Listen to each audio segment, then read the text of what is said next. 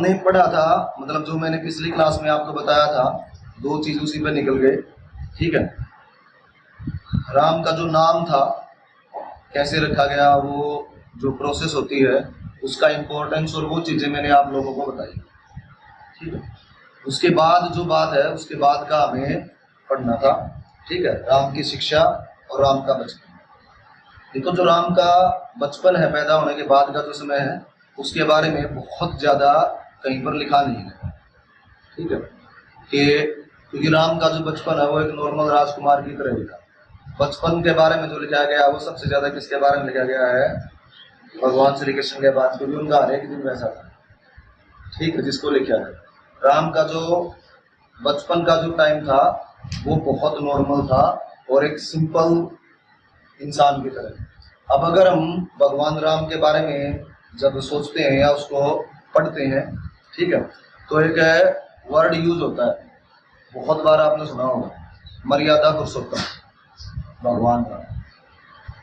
भगवान राम और भगवान श्री कृष्ण, उनमें एक बेसिक डिफरेंस था, बाकी चीजें सेम थी। एक बेसिक डिफरेंस, और वो बेसिक डिफरेंस क्या था? राम पूर्ण रूप से इंसान की तरह जिया, वो कदे भगवान नहीं बनने की कोशिश करी, लोगों ने उसको भगवान माना। भगवान श्री कृष्ण ने पैदा होया था, उसने पहले ही साबित कर दिया था कि मैं ही भगवान, जैसे सुनते हैं ना, अपुनिज भगवान है।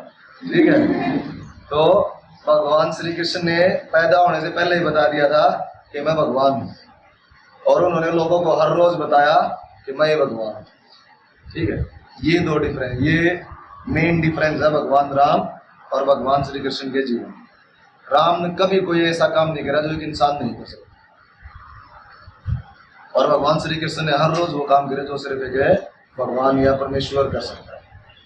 ठीक है, उसने कभी ऐसा काम नहीं करा जो इंसान के बस का हो, ये तो नॉर्मल है, इंसान का इसमें मैं क्या करूँ। ठीक है, तो वो काम करूँगा जो इंसान के बस के नहीं। ये मेन डिफरेंस है। बाकी जो अगर हमारी मैथोलॉजी को हम माने, यानी हमारा जो धर्म है उसके अनुसार अगर हम उस चीज को देखें, तो ये मैं जब आपको बहुत आगे बताऊंगा।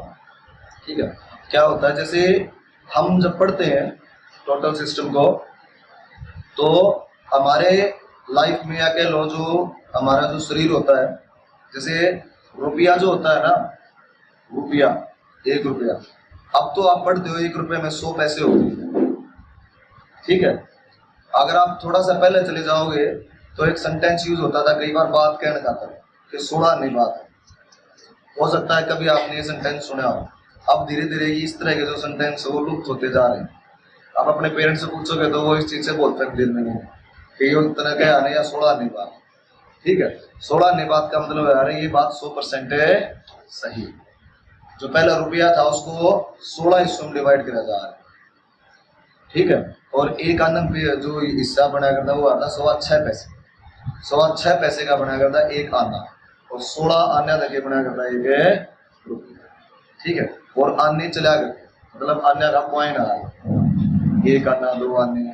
ठीक है, आपने सुना होगा 25 पैसे को 4 आना बोला जाया करता, 50 पैसे को 98 बोला करते हैं। ठीक है, तो 8 आना, तो वो क्या है, एक जो आना है वो 6.25 पैसे का होता है।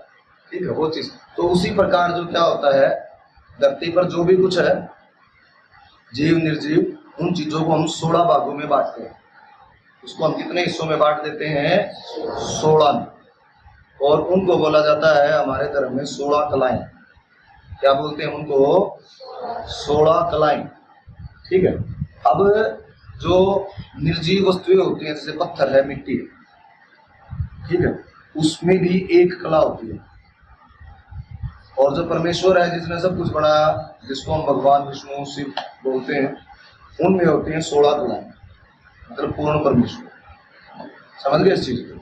अब जो नॉर्मल इंसान है उसमें 5 से 6 कलाएं होती हैं, उससे जैसे जैसे बढ़ने लगते हैं गाँव में, वो जैसे जैसे बढ़ने लगते हैं वैसे वैसे इंसान क्या होता चला जाता है? स्पेशल, और उसमें एक्स्ट्रा टैलेंट आता चला जाता है। ठीक है, जब कलाएं 10 या उससे ऊपर चली जाती हैं तो उसको परमेश्वर का दर्जा मिलता है, तो उसको हम क्या मानते हैं? भगवान मानते हैं। ठीक है, भगवान वैसे तो विष्णु भगवान जो हम पढ़ते हैं हमारे मैथोलॉजी में, उन्होंने बहुत बार अवतार लिए। ठीक है, जो मेन अवतार हैं उनमें से 9 उन्होंने ले चुके हैं, मिथोलॉजी कहती है 10 होंगे। ठीक है, जो एक अभी लास्ट कलयुग में होगा एट द एंड। और नॉर्मल अगर हम सिंपल भी थोड़ा सा और भी अवतार काउंट कर लें तो 24, जिसमें से 23 हो चुके हैं। महात्मा बुद्ध को भी भगवान का अवतार माना जाता है। ठीक है, भगवान ने जो अवतार लिए उसमें से 2 अवतार ऐसे हैं जिनमें 16 की 16 कलाएं, बाकी में सब में क्या थे उससे कम। 2 अवतार जिनमें 16 की 16 कलाएं थी वो भगवान राम का था और भगवान श्री कृष्ण। तो राम का जो जीवन रहा, ठीक है, उन्होंने कोई भी ऐसा 1% भी कहीं पर ये शो नहीं करा कि मैं भगवान हूँ। हर एक चीज जो उनके पास जितनी भी ताकत थी वो अपने साथ कुछ नहीं लेकर, मतलब जब उन्होंने अवतार लिया तो किसी भी विशेष शक्ति के साथ अवतार नहीं लिया था, एक सिंपल इंसान के रूप में उन्होंने अवतार लिया था। जितनी भी ताकत उन्होंने यूज करी अपना पूरे जीवन में, किसी भी राक्षस को हराने के लिए, किसी भी लड़ाई को लड़ने के लिए, किसी भी चीज को टॉलरेट करने के लिए, मन मरे तो अब जंगलों में अगर हम नंगे पैर रहते हैं 14 साल तक, क्या तकलीफ नहीं होती। आज एक दिन आप नंगे पैर रह के देख लो, थोड़ा चलोगे तो आप नेक्स्ट डे तक आपके पैर सूख जाएंगे, पैर में सूजन आ जाएगा। ठीक है, तो 14 साल तक अगर वो पथरीले एरिया में कितने भी वो घूमे हैं नंगे पैर, तो बहुत सारा कष्ट उन्होंने सहा होगा। तो कोई भी ऐसी चीज उन्होंने जीवन में नहीं करी जहां पर उन्होंने भगवान के अपने जो करेक्टराइजेशन है उसको इस्तेमाल करा। उन्होंने हर एक चीज अपने जीवन में सीखी, जो चीज वो सीखते चले गए उसी को वो आगे यूज करते चले गए। किसी भी तपस्या पे, किसी भी गुरु के द्वारा जो अस्त्र शस्त्र उन्होंने मिले, उन्होंने उन्हीं को यूज करा किसी भी राक्षस के साथ लड़ाई। कोई भी ऐसा अस्त्र शस्त्र यूज नहीं करा कि जो ये भी तो मैं परमात्मा हूँ तो मेरे को रहे आए, कुछ नहीं यूज करा उन्होंने। हर एक काम उन्होंने वो करा जो एक आम आदमी करता है अपने जीवन में, उन्होंने कभी भी किसी वो नहीं किया। इसलिए भगवान राम का जो बचपन रहा है वो थोड़ा सा सिंपल रहा है, उन्होंने कभी भी उसको विशेष उसमें नहीं बोला। अब इसके बाद हम जैसे भगवान राम का अगर बचपन के बारे में जानकारी लें, वो 4 भाई थे। ठीक है, बचपन से ही जो चारों भाई थे वो बहुत घना स्नेह थे, प्रेम था बहुत ज्यादा। और जो बाकी 3 थे वो राम की बहुत ज्यादा रिस्पेक्ट करा गया, मतलब राम ने कह दिया तो खड़े रहो तो खड़े, हाँ सब कुछ होगा। यानी वो राम की बहुत ज्यादा रिस्पेक्ट करते थे बचपन से। ठीक है, तो क्या होता था, राम के अब छोटे भाई थे वो राम की मेर करा करते, तो राम ऑटोमेटिक बात है वो भी उनके उतना ही प्रेम उतना ही स्नेह कराए। अब जो उसमें भरत और लक्ष्मण जो थे उन दोनों में हमेशा कंपटीशन रहा है। शत्रुघ्न जो था वो थोड़ा सा न्यूट्रल था, भारत में और लक्ष्मण में हमेशा ये कंपटीशन रहा था कि राम मेरे से ज्यादा प्यार करे, राम मेरे से ज्यादा प्यार। उन दोनों में इस चीज की बहस रहती थी हमेशा, और वो एक्टिविटी करते रहते थे कि वो भारत सोचता था कि राम का ध्यान मेरी तरफ ज्यादा रहे, लक्ष्मण सोचता था कि मेरी तरफ ज्यादा रहे, हर एक खेल में हर एक चीज में। ठीक है, लक्ष्मण हमेशा दोनों ऐसे थे। भगवान राम क्या करते थे, जब उनके छोटे मोटे मस्ती कर दे, खेल दे तो कदे भरत को जितवा देते। वो पूछते देखो जी हमारे में तो कौन जीता, चल लक्ष्मण जीत रहा है, एक आधी बार झूठ बोल कर भरत को जितवा देते, कभी झूठ बोल कर लक्ष्मण को जितवा देते कि वे दोनों भाई बराबर फील करें, किसी ने कोई प्रॉब्लम महसूस है ना हो, बड़ा स्नेह रहा। लेकिन क्या होता है हमारे जो पुराना जो टाइम है, जैसे अभी तो स्कूल एजुकेशन सिस्टम में बालक 3.5 साल का होगा, 3 साल का होगा तो उसको स्कूल में भेजते हैं। पहले ऐसा नहीं था, 12-14 साल का जब बच्चा हो जाया करता तब उसको स्कूल में भेजा जाएगा। ठीक है, उसके बारे में मैंने पहले बताया। और स्कूल नहीं थे पहले, हमारे देश में चला करते गुरुकुल। क्या चलते थे? गुरुकुल चलते। शिक्षा शुरू करने वाला ऑफिशियली इंडिया विश्व का पहला देश है जहां पर शिक्षा का जन्म हुआ। मतलब मेरे को कोई नॉलेज है और मैं वो नॉलेज आगे कन्वे कर रहा हूँ, किसी को कुछ सिखा रहा हूँ, यही तो शिक्षा है। तो शिक्षा का जो ट्रांसफर है, ट्रांसफर ऑफ एजुकेशन, इसको शुरू करने वाला इंडिया विश्व का पहला देश है। और बाकी सभी देशों से ये ऑफिशियल है, ये रिलीजियस नहीं है, ये ऑफिशियल पॉइंट है। विश्व के पहला विश्वविद्यालय वो भारत में बना था, नालंदा और तक्षशिला। यह जब भारत में बन गई BC में बन गई। और दूसरे जो ऑफिशियल जो जिन आज हम यूनिवर्सिटीज बोला वो 1500 के बाद शुरू हुई। तो पहली यूनिवर्सिटी जो मॉडर्न यूनिवर्सिटी है ये बनी इसे 2000 साल पहले से भी बाद में क्या है यूनिवर्सिटीज रही। तो इंडियन एजुकेशन जो है वो बहुत अच्छी और बहुत पुरानी है। पुराने टाइम में हमारे जैसे अभी आप लोग 10th 11th 12th में हो तो आप सिलेक्टेड सब्जेक्ट पढ़ रहे हो। 11th वाले पढ़ रहे हैं या तो आर्ट्स या कॉमर्स या फिर साइंस। लेकिन पहले ऐसा नहीं होता, एक बच्चे को 16 सब्जेक्ट पढ़ाए जाते थे और एक बच्चा नहीं जो गुरुकुल में शिक्षा लिया जाता जिसमें वो सारी चीजें पढ़ा रहा था। इकोनॉमिक्स भी पढ़ता था, हिस्ट्री भी पढ़ता था, रिलीजन को भी पढ़ता था, विज्ञान भी पढ़ता था, समाज शास्त्र भी पढ़ता था, गणित भी पढ़ता था। इस तरह के जितने भी सब्जेक्ट हैं सारे सब्जेक्ट हर एक बच्चे को पढ़ाए जाते थे। कई साल तक उनका अध्ययन चलता था और साथ में जैसे वेद होते हैं उनका अध्ययन भी हमारे यहाँ पर गुरुकुल में चलता है। यो एक काम राम के जीवन में हुआ।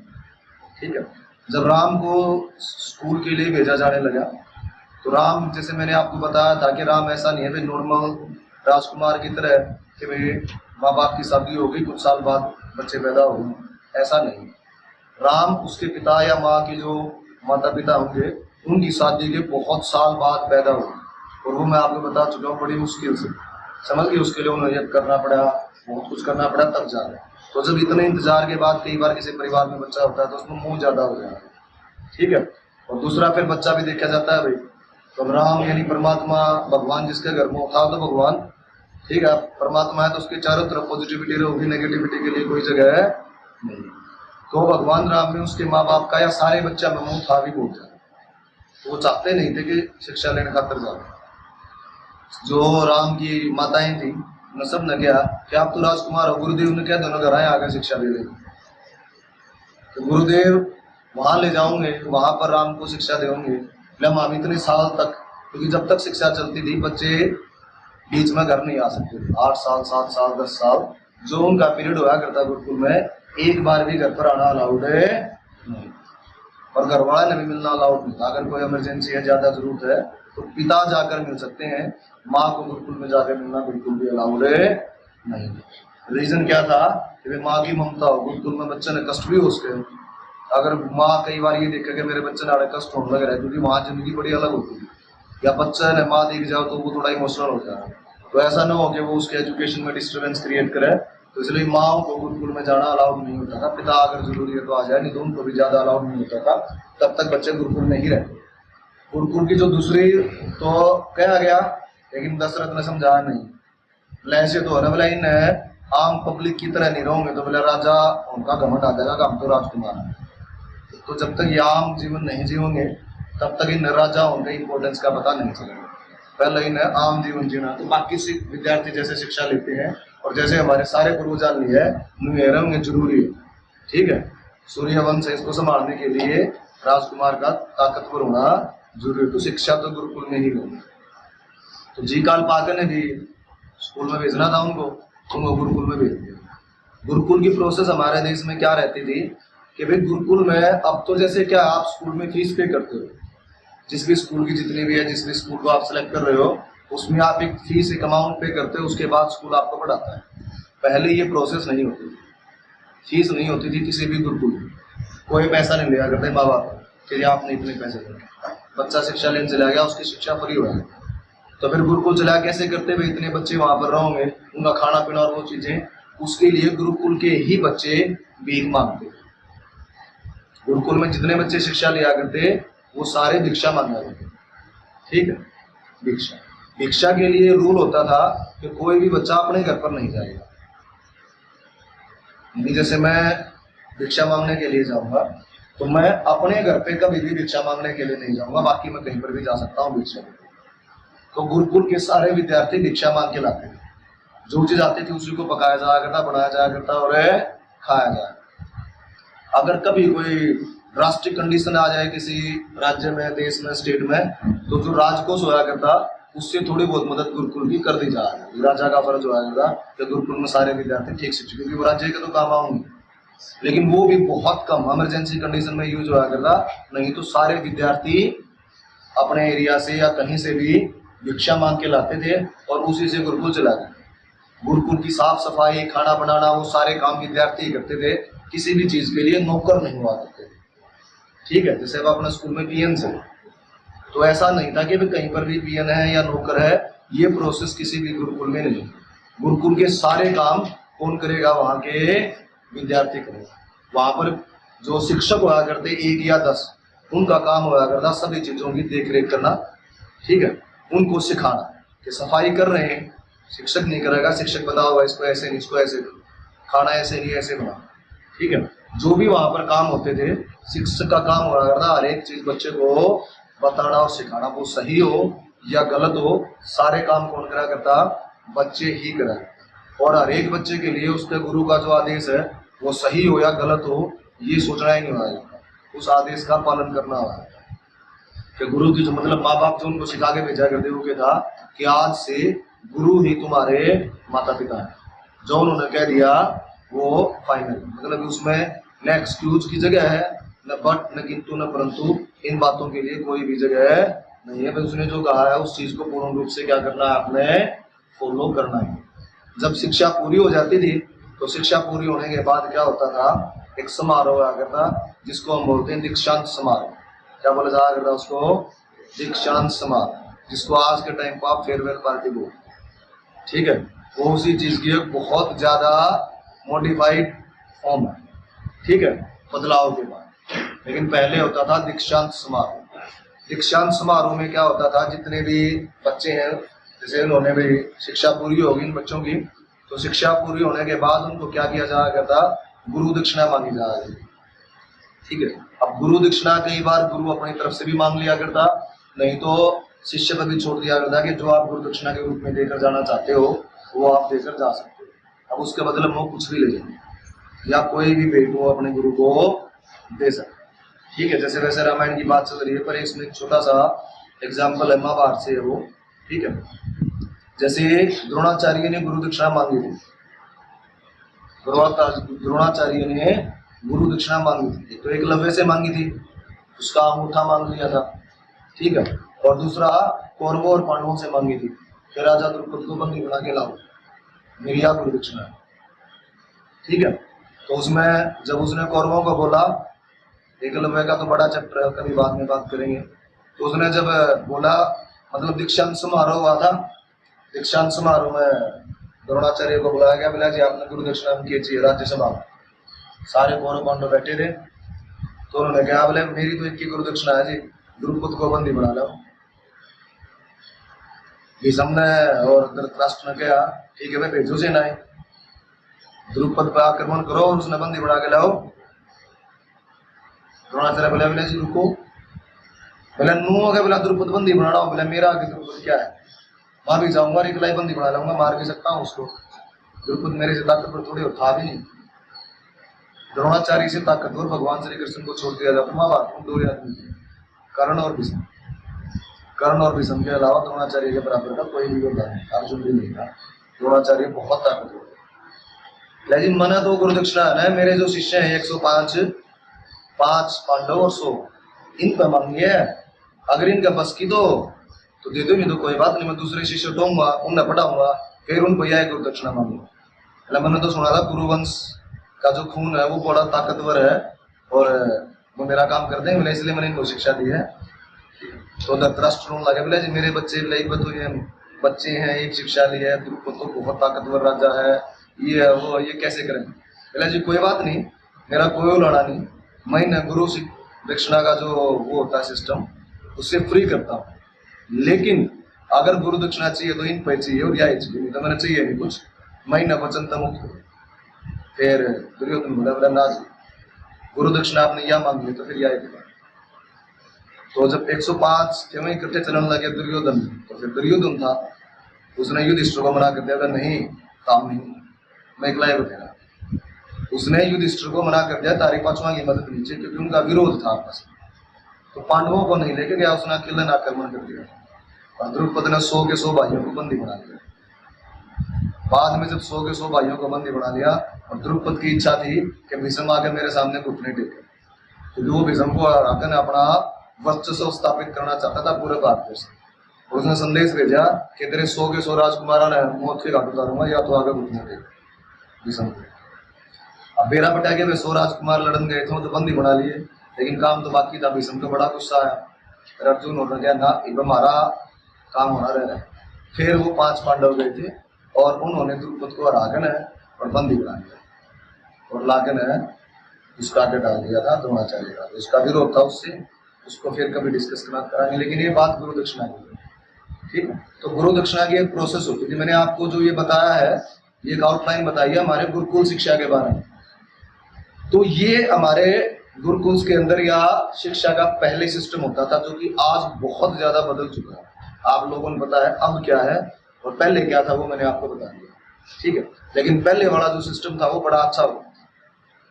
जब राम ने शिक्षा ली थी, राम जब वहां पर गए, तो ये सारे काम जो मैं बता रहा हूं, ये सारे के सारे काम भगवान राम ने किए। भिक्षा मांगना, अपने गुरुकुल की सफाई करना, वहां पर खाना बनाना और भी सारे काम, ये सारे काम वहां पर भगवान राम ने भी करे। और यही काम सारे के सारे भगवान श्री कृष्ण ने भी करे थे, जरूर शिक्षा दी, ठीक है। हाँ, मैं पिछली बार भगवान श्री कृष्ण के गुरु का नाम मेरे ध्यान गया रहा, वो भी ध्यान आ गया। देखो, संदीपन मुनि था उसका नाम, मनुष्य ऋषि का नाम था संदीपन मुनि, उससे शिक्षा ली थी भगवान श्री कृष्ण, ठीक है। तो दोनों ने ये काम करा। अब जो मैं बताना चाहता हूं उसको आप सुनो। अब क्या होता है, जैसे जब हम स्कूल में आ रहे हैं, ठीक है, अपने एरिया में थोड़ा सा कम है, शहरों में ये काम बहुत ज्यादा होता है। एक बार MRCR स्कूल में ये शिकायत हमने सुनी। MRCR स्कूल में जैसे मिट्टी डलवाई गई थी ग्राउंड में, तो मिट्टी थोड़ी सी गलत आ गई थी, मिट्टी में कंकर ज्यादा थी। अब अगर मिट्टी में कंकर ज्यादा हो, बच्चे खेलेंगे तो चोट लगने की संभावना हो। इस साल में MRCR में, तो वहां पर क्या किया गया, बच्चों को बोल दिया गया है कंकर उठा दो बेटा ग्राउंड से। तो पेरेंट्स शिकायत लेकर आ गए, मेरे बच्चा कंकर क्यों चुकवाए, मेरे बच्चे को तो कमर दुखने लगी, ये हम कंकर चुकवाने का अपने बच्चा ने भेजा, हम कंकर चुकवाने के लिए फीस देते हैं। कई पेरेंट्स ये शिकायत करके गए ऑफिस में, मेरे को तो बाद में पता चला। तो मैं इस तरह की शिकायतें आमतौर पर सुनता नहीं, ठीक है। मैं इस तरह की शिकायतों पर पेरेंट्स से थोड़ा सा, वैसे तो रूडली बात नहीं करता, लेकिन मैं धमका दिया हूँ जब बोलेगी। मेरे को इस तरह की शिकायतें पसंद नहीं कि अगर स्कूल में बच्चे से कोई काम करवा लिया गया और आप उसकी शिकायत लिखा है तो आप गलत, ठीक है। स्कूल में बच्चे से कोई भी काम करवाया जा सकता है, काम छोटा बड़ा ना हो, ठीक है। जब आपके टीचर्स कोई काम कर सकते हैं तो आप भी वो काम कर सकते हैं। तो अभी हमारा क्या रहता है कि बच्चा मेरा स्कूल में जाना चाहिए, थोड़े शहरों में तो ये भी और भी ज्यादा है, स्कूल में AC भी होना चाहिए, स्कूल में ये भी होना चाहिए, फलानी सुविधा भी होनी चाहिए, तकड़ी सुविधा भी होना चाहिए, मेरे बच्चे से कोई काम नहीं करवाया जाऊंगा। बहुत सारे पेरेंट्स को पनिशमेंट भी नहीं मिलनी चाहिए। बहुत सारे बच्चों में एरोगेंसी रहती है, मेरे पापा तो ये हैं, मेरा परिवार तो ऐसा है, हम तो फाइनेंशियली ऐसे हैं, क्लास में शो ऑफ करेंगे, ठीक है, पैसे बहुत ज्यादा खर्च करेंगे, पार्टीज देंगे अपने फ्रेंड्स में, ठीक है। कई बार हम इस तरह की हरकतें करते हैं, हम ननू लगे हमसे ही करना लगे। लेकिन गुरुकुल में जो पद्धति अपनाई जा रही है उसका एक बड़ा विशेष महत्व है। यानी रिचेस्ट जो पर्सन है, अब राम से रिचेस्ट तो कोई नहीं हो सकता, तो राम भी भिक्षा मांग के ही बने। यानी बच्चा में कदया भावना आने चाहिए, यो अमीर परिवार का, यो गरीब परिवार, सभी एक जैसा काम करेंगे, सभी एक ही तरीके से रहेंगे, ताकि क्या भावना आए, इक्वलिटी की भावना आए। किसी को ये लगे ही नहीं कि डिस्क्रिमिनेशन किया जा रहा है, भेदभाव किया जा रहा है। समाज में समानता की भावना रहे, समाज में कहीं ये हो ही ना कि मैं अमीर हूं मैं गरीब। जब स्टूडेंट लाइफ में यह भावना नहीं है, तो जब हम बड़े हो जाएंगे तो फिर इस भावना के लिए भी जगह नहीं है। ये चीजें स्टूडेंट लाइफ से, लेकिन कभी हम नोटिस इसलिए नहीं करते क्योंकि उस टाइम पर वो बहुत छोटी होती है, ठीक है। वो कह लो बीज जो अंकुरित हो रहा होता है, लेकिन धीरे धीरे जैसे जैसे हम बड़े होते जाते हैं, वो जो अंकुरित बीज है वो बड़ा होता जाता है, और जब हम थोड़े बड़े हो जावा तो वो चीजें हमारे लिए बहुत ज्यादा मायने रखने लगती, और हमने पता ही नहीं चलता कि ये विचार हमारे अंदर कब आता है। छोटा बड़ा समझना, ठीक है, ऊंची नीची जात करना और समझना, ये सबसे घटिया, सबसे कमजोर बात होती है, ठीक। मतलब यही चीज अगर हमने सीखी है ना, तो हमारा पूरा जीवन ही वेस्ट है।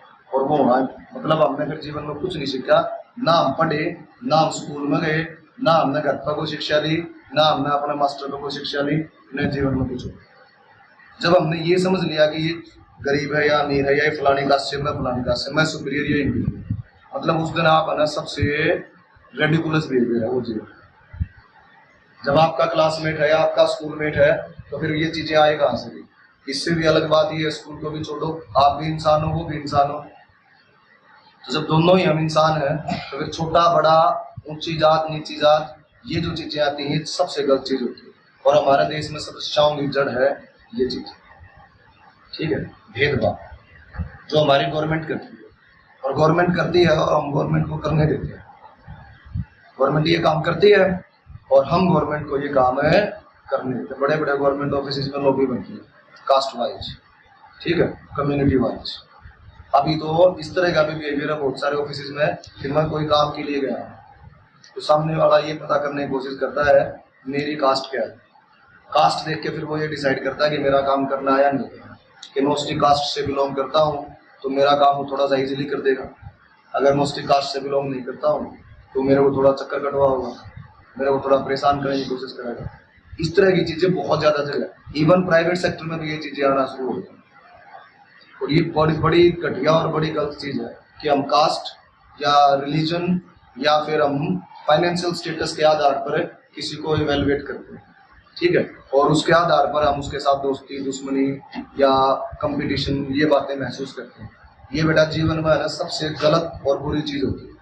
सबसे पहले तो है ना शिक्षा का क्या होता है, शिक्षा का पहला होता है आपको सभ्य बनाना और समाज में व्याप्त असमानता की भावना को खत्म करना। ये शिक्षा का पहला उद्देश्य है कि समाज में जो इनइक्वालिटी है, ठीक है, असमानता की जो भावनाएं हैं उसको खत्म करके हर एक इंसान को सामाजिक बनाना, ये शिक्षा का पहला उद्देश्य होता है। अब हम कितने सामाजिक हुए और हमने कितनी समानता और असमानता अपने जीवन में अपनाई और आज भी हम क्या कर रहे हैं ये हमारे ऊपर है, ठीक है। मेरा काम या हमारे स्कूल में कोई और टीचर है या किसी भी दूसरे स्कूल में कोई भी टीचर है वो आपको बता रहा है, वो अपनी ड्यूटी पूरी कर रहा है, लेकिन बात ये है मैंने मेरा एक विचार है वो आपको डिलीवर करा। अब उस विचार पर आप कितना काम करते हो और आप उसको कितना सीरियसली लेते हो वो तो आपके ऊपर डिपेंड कर रहा है। क्योंकि मैं अपने विचार आपके ऊपर थोप नहीं सकता, मैं आपको अपने विचार सिर्फ बता सकता हूँ, उसकी अच्छाई या बुराई समझा सकूँ। अब उस विचार को आपने मानना है या नहीं मानना है वो आपका जीवन है, आप उसको कितना मानोगे, उसको कितनी इंपॉर्टेंस दोगे और कितनी इंपॉर्टेंस नहीं दोगे, ठीक है। ये है तो इसके बारे में। अच्छा, जो भी हमारा चल रहा था उस पर फिर से आते हैं। अब जो राम, मैंने गुरुकुल के बारे में बताया, राम जब गुरुकुल में था तो अपने छोटे भाइयों को और वहां पर और भी जो थे उनको माँ बन के लोरी सुना के सुलाना भी बहुत बार जो है राम का काम था। किसी की तबीयत खराब हो जाए तो उसकी सेवा करना, चाहे वो गरीब है अमीर है छोटा है बड़ा, उसकी देखभाल करना, उसके हिस्से का काम कर देना, ये काम भी राम ने बहुत बार किया है, ठीक है। अगर किसी की तबीयत खराब होगी गुरुकुल में तो कोई नहीं तो आराम करे, ठीक है, अपने दोस्तों की पूरी मदद करो और कभी किसी को ये महसूस न करवाना कि मैं राजकुमार या मैं अयोध्या का युवराज हूँ, थोड़े दिन के बाद जब मेरी शिक्षा पूरी हो जाएगी तो अयोध्या की गद्दी पर मैं बैठूंगा, ये उसने कभी किसी को फील ही नहीं करने दिया, ये कभी नहीं फील करने दिया। इसलिए पूरी पब्लिक ने हमेशा राम का साथ दिया। जब राम को वनवास हुआ था तो सारी पब्लिक राम के साथ देश छोड़ के चली गई, पूरी पब्लिक। राम ने धोखे से उनको छुड़ाया था, फिर क्योंकि सारा देश अगर मेरे गले चला जाओगा तो पब्लिक देश खाली हो जाएगा, तो फिर कैसे काम चलेगा। तो राम चकमा देकर जो पूरा देश राम के साथ चलाएगा तो जोड़ा राम रहेगा अयोध्या में। पूरी अयोध्या के सारे नागरिक राम के साथ वन में चले गए थे। राम ने रात को जब सोए तो सुत्ता ने छोड़ के न और रथ लेकर राम निकल गए। वैसे तो सारे मेरे गले चले जाऊंगे तो कौन खड़ा है, मैं वास्तव रहा नहीं, अयोध्या खाली हो जाएगी। तो जब उन्हें पता नहीं चला राम कहाँ गए तब उठ गए थे रास्ते में। तो सारी पब्लिक क्यों चलेगी, राजा तो बनाया ही नहीं था, राजा बनता तो ही तो वो ये करता जैसे मैं आज हूँ, मेरे पास कोई पोस्ट आओगी कोई चीज आओगी उसके बाद मैं कैसा काम कर रहा हूँ तभी तो लोग इवेलुएट करेंगे कि मैं अच्छा हूँ या बुरा हूँ, तभी तो मेरे को सपोर्ट या मेरा विरोध करा जाऊगा। तो राम का इतना सपोर्ट था राजा बनने से पहले, इसका मतलब राम का राजा बनने से पहले का जो व्यवहार था अपने देश की पब्लिक के साथ अपने दोस्तों के साथ, ठीक है, वो क्या रहा होगा, बहुत अच्छा रहा होगा, उसने कभी असमानता का परिचय नहीं दिया। तो इसीलिए लोग उसको क्या इतना पसंद करते, हर एक इंसान से प्रेम करना ये उनका जीवन का उद्देश्य है, ठीक है। जब राम को वो चीजें सिखाई जाती थी तो लक्ष्मण ने पूछा था गुरु वशिष्ठ से, जंगलों में काम करना, लकड़ी काट के लाना, उन सब चीजों की शिक्षा दी। तो लक्ष्मण पूछा था, बोला जी हम तो राजकुमार हैं, हम क्या करेंगे, ये जंगला में डागे हमने केक वो करवाने वाले क्या करेंगे। ठीक है, हमने तो हमेशा महलों में रहना, हमारा तो जीवन बड़ा अलग होना है शिक्षा के बाद, तो ये चीजें क्यों सिखाई जा रही है। तो वशिष्ठ ने क्या था, बोला भाई कोई बात नहीं, अच्छी बात है, आज तू राजकुमार है, बोला जरूरी है तो कल भी राजकुमार रहो। आज आप राजकुमार हो, इसकी क्या गारंटी है कि आप कल भी राजकुमार ही रहो। बोला कल को अगर बोला किसी ने आक्रमण करके आपसे आपका राज्य छीन लिया तो, किसी राजा ने आपको हरा दिया तो, अगर आपको महल से निकलना पड़ा तो, या आपको किसी अपराध की वजह से दंड दिया गया तो कि राज्य से निकल जाओ, या आपको वैसे कोई वनवास हो गया, किसी पाप वचन हार गए, कोई बात होगी जिसकी वजह से आपको वन में जाना पड़ा या कष्ट उठाने पड़े, आपने मजदूरी करनी पड़ी, तो बोला सीखेगा नहीं तो करेगा जैसे।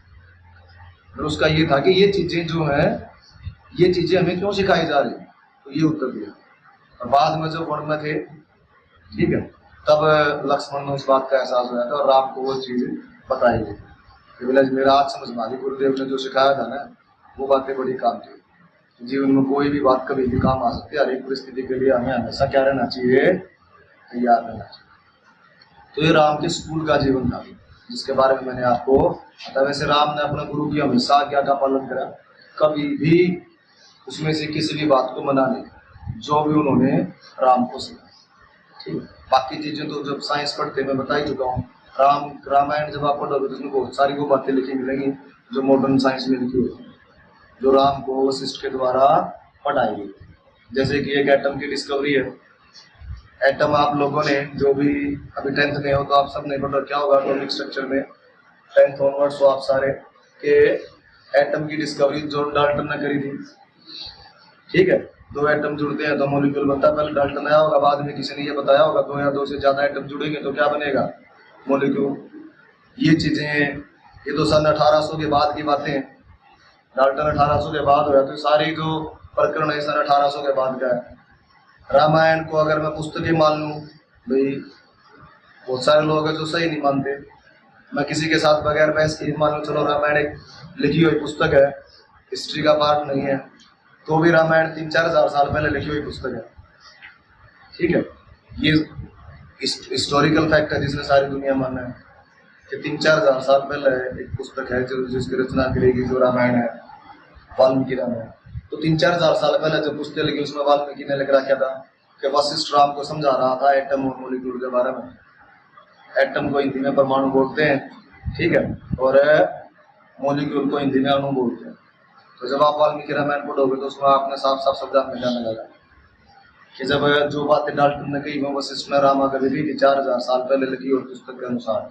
अब राम कितने साल पहले हुआ इस बात को छोड़ देते हैं, लेकिन 4 हज़ार साल पहले अगर मनगढ़ंत स्टोरी भी लिखने लग रहा था वाल्मीकि, लेकिन उसे नू जरूर भी रहा था कि एटम होते हैं और एटम के मिलने से क्या बनता है, मॉलिक्यूल बनता है। ये बातें रामायण में आपने लिखी मिल जाऊंगी, पढ़ लेना, ठीक है। तो ये चीजें हैं भाई। चलो आज का हम अपना जो काम है उसको यहीं पर समाप्त करते हैं।